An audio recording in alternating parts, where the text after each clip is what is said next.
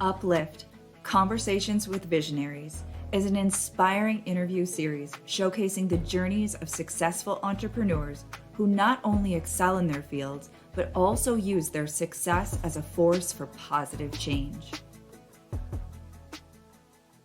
Welcome to another episode of Uplift, Conversations with Visionaries. I have the beautiful Melanie Benson with us. She's going to share a little bit of her story. I want to welcome you to the show, Melanie. Thank you. I'm so excited to get into this today. These are such short yet impactful episodes that we do. I love to highlight visionary leaders like yourself, a little bit of the journey, and they're just snapshots.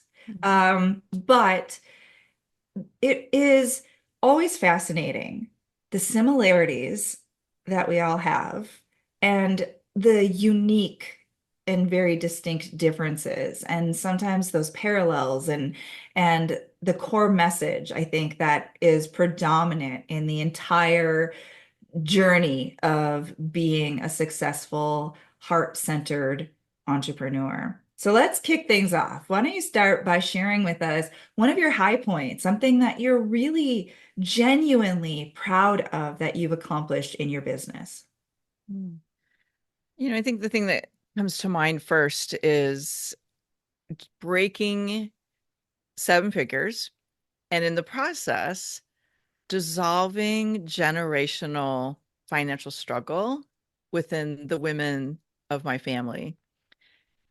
I and I have a personal high note as well, but I think, when you look at your lineage and your models for financial well-being, and you look at how your family system operated with something, I struggled for so long. It was like there was pieces that could work and then there were pieces that wouldn't. And when I was able to create a business that allowed me to be impact driven, but also kind of create a whole new paradigm around money, it was a lot of meaning and value to me.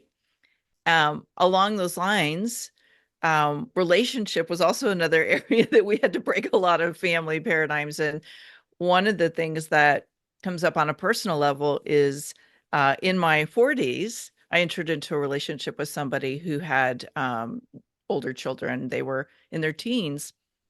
And I was terrified to enter into that relationship because I had had so much trauma around step parenting from my parents. And I think the other thing I'm really proud of is that I was able to be a light in their life and not bring all of that step parenting baggage into the dynamics, and to help them become better humans, to feel more loved, to break some of the um, parenting challenges they'd had through their one of their parents, not the one I married. And that's just been such a source of pride for me because it was terrifying to enter into that dynamic. So yeah, it's like for me, I think it's about really like stepping out of things that could have held me hostage, but becoming the version of me that could achieve things and sustain them, that broke some of those, what we might call like limitation paradigms. I love that. So there's a couple things that you said in there that just pulled on my heartstrings, and I'm sure some other people felt it too, because we all have a history. We all have programs that seem to dominate our results in life. When we're able to break free from those paradigms, it's not only a gift for ourselves, it has an incredible ripple effect. And the fact that you expressed that fear that you had, on the other side of that is so much beauty. And I think that's why we need to remember that even though sometimes things are hard and they are scary, and there is a part of us that wants to avoid and resist and just not go there, oftentimes, if we're willing to transcend that fear and our own limiting beliefs, That's one that those become some of the most amazing parts of our life. And I know that from personal experience. It seems to be a principle. And I'm sure a lot of other people can see that in, certain areas of their life as well. Yeah.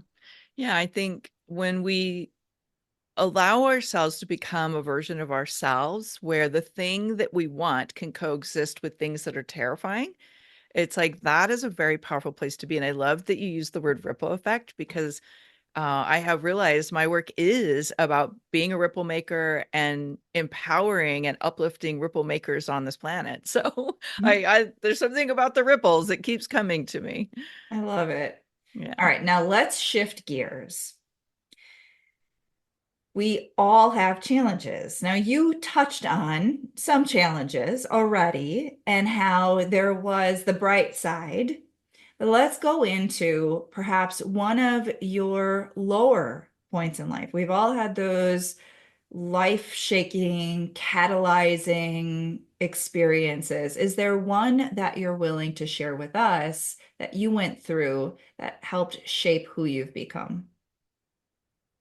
Yeah. I'm pretty much an open book because I feel like there's a disservice that we do when we paint this picture of what we do without the struggle that goes inside of it, right? And I, you know, I'm pretty transparent on my own podcast about coming from a place with a lot of trauma as a child and having healed a piece of it, but not all of it, basically meant as I grew and hit new levels of success, some of that old trauma would get retriggered because it is my belief that running a business, just like a marriage and being a parent, is going to trigger unhealed parts of you. It's going to reveal patterns. It's going to show you where you have growth opportunities. And so I have no shortage of those in my journey. As of this year, when we're recording this, I have been in business for 24 years. So I've had a lot of opportunities to grow. Here's the low point for me. The low point that really shook me was working so hard to hit those goals, to become a version of me that could have a successful business, to break those financial limits.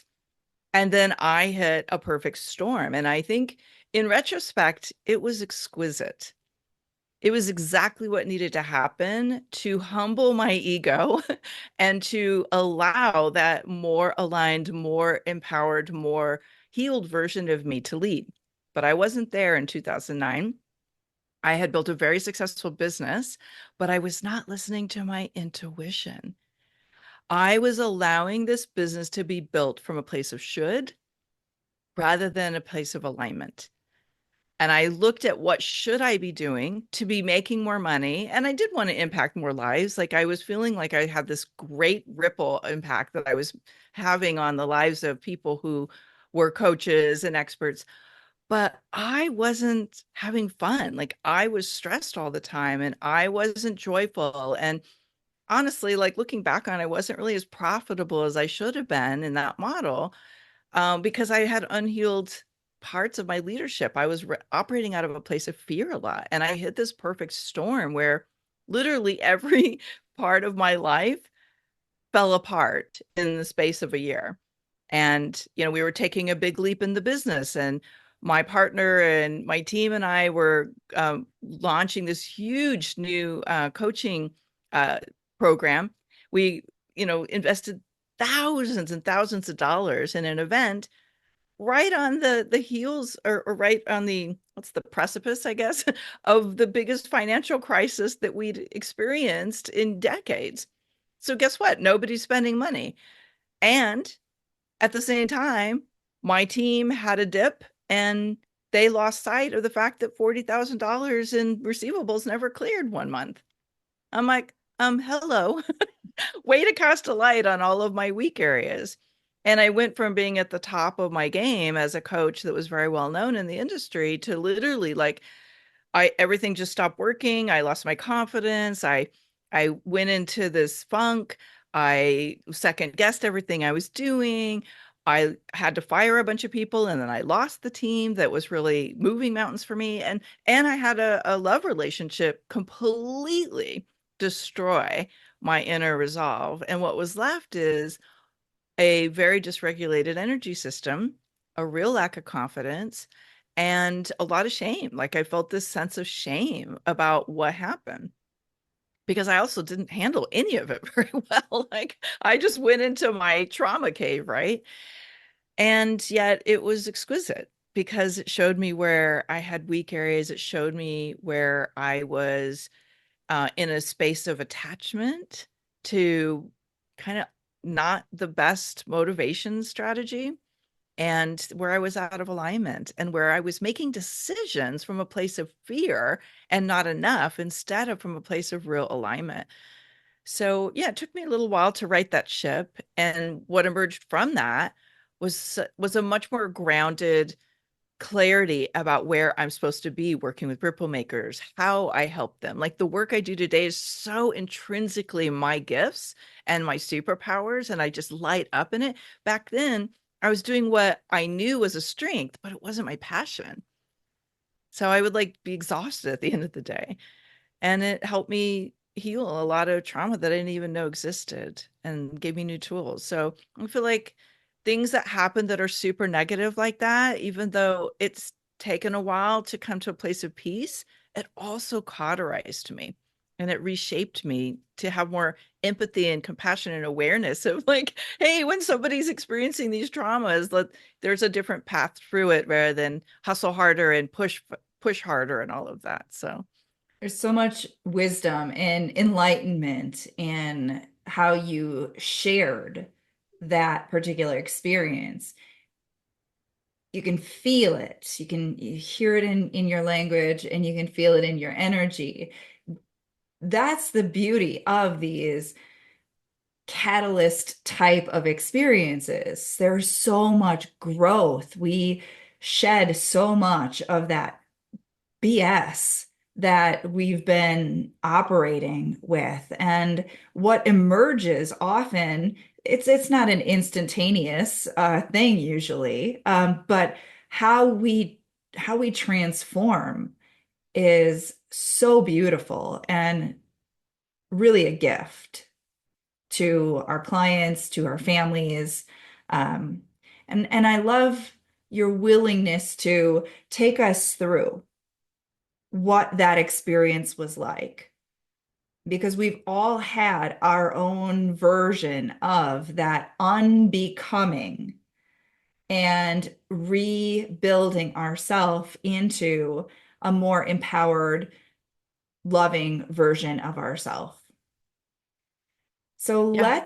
let's shift gears and let's move to the final question that I have for you today, which is now that you are on the other side of that and you are this beautiful radiant light that is helping ripple makers, how are you paying it forward?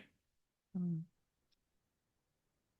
I think intrinsically inside of all of that, one way I get to pay it forward is instead of like trying to serve everybody and being very, financial forward, I really went back to a place of like, what's the impact I want to make? How can I take all of those lessons, some of which were so excruciatingly painful, and turn them into growth opportunities for myself and others? And I there's a lot of ways that I think I serve that I don't really even realize I'm doing it, like being a light for my bonus children is one place, but being a light for ripple makers who feel trapped in this best kept secret syndrome, who are struggling up against their own unresolved traumas or blocks around money and success. And I think there's a thing that happens where there's a level of shame that a lot of people who are impact driven enter into when they feel like they can't figure it out, or they did something and it failed epically, and they made some kind of catastrophic failure, and they've taken on the shame, and then they step into this place of I'm going to keep myself invisible so I stay safe. And so I feel like it's my job on this planet to transmute that into opportunity for them to transform those barriers and blocks and learnings into something that can give value back. And that's where that ripple making machine kind of comes in. Like, how can we move as a positive ripple for good on this planet by, like elevating the conversation about what's possible, about like making some of this more, I don't want to say normalized, but it's like, hey, we all have stuff that we have happen. How do we like heal it, transform it, and turn it into a power center for other people to get their work out in the world? So I think that, working with ripple makers is the big thing that I do. It's what lights me up. And it's when I see that light snap in them and like kind of they go from like having this invisibility cloak to being a beacon, and their clients are rolling in, they're feeling more confident, charging more money, they're starting to like be seen and recognized for the work they're doing in the world. I'm like, ah, oh, yes, I'm where I'm supposed to be. I love it. Now, you mentioned that you had a little bit of something for our listeners. So I'd love for you to take an opportunity to just share that real briefly as we wrap up this episode. Thank you. I know there's a lot of visionaries and thought leaders and people who want to make a greater impact that are tuning into your channels because it's such an extraordinary series that you're doing here. If you're somebody who you believe you're meant to make a greater impact, you want to be a ripple maker, but your ripple's not quite where you want it to be. You're making tiny waves instead of big waves. I put a quiz together that helps you really uncover not only where your ripple making is being effective, but where you could up it and you really optimize it so you can have that impact you're dreaming of. So if you go to melaniebenson.com/uplift, you'll be able to take that quiz absolutely free, and then we'll guide you through some steps of how to really make the ripple impact that you want to make. Amazing. Thank you so much, Melanie, for sharing your journey with us today. Thank you for having me. And thank you all for being the uplifting force that you are in the world. I 100% agree with that. If you haven't already subscribed, make sure you do so. You don't want to miss any of these episodes. We're talking to amazing, beautiful human beings with so much wisdom and inspiration to share. And until next time, we'll see you in the next episode.